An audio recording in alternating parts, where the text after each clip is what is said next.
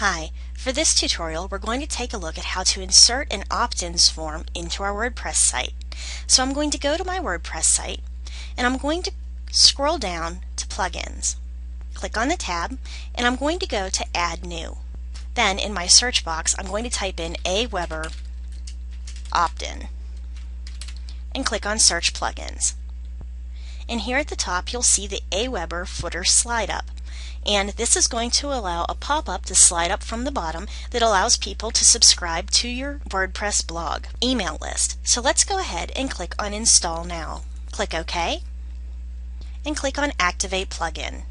Next, I'm going to click on Settings and I'm going to scroll down until I find aweber footer slide up.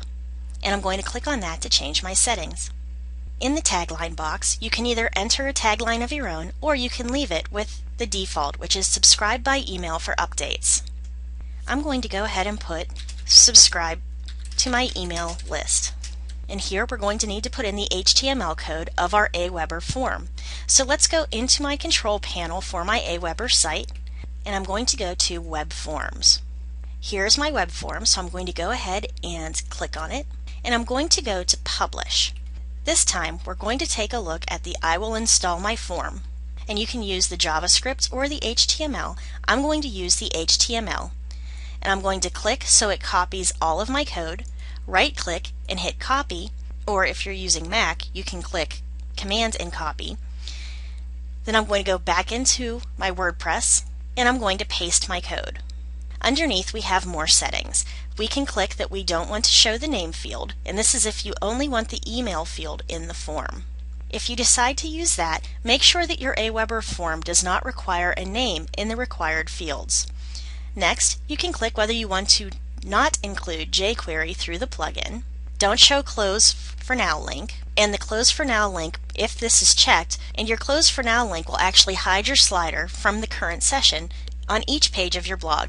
If the user decides to close the blog and reopen it, the slide up will come up one more time. We also have Don't Show, Never Show Again link that you can click. Don't include plugin CSS, and I have added the CSS to my theme file, and that's if you already have your CSS. And it shows you right here that that CSS is actually saved in a style file just for aweber.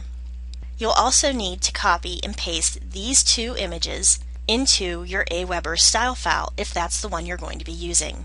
Next, the default value in the name field, the default value in the email field, default value in the submit field, tracking image URL of a Weber web form, tracking image URL of the aweber web form, and the header image URL.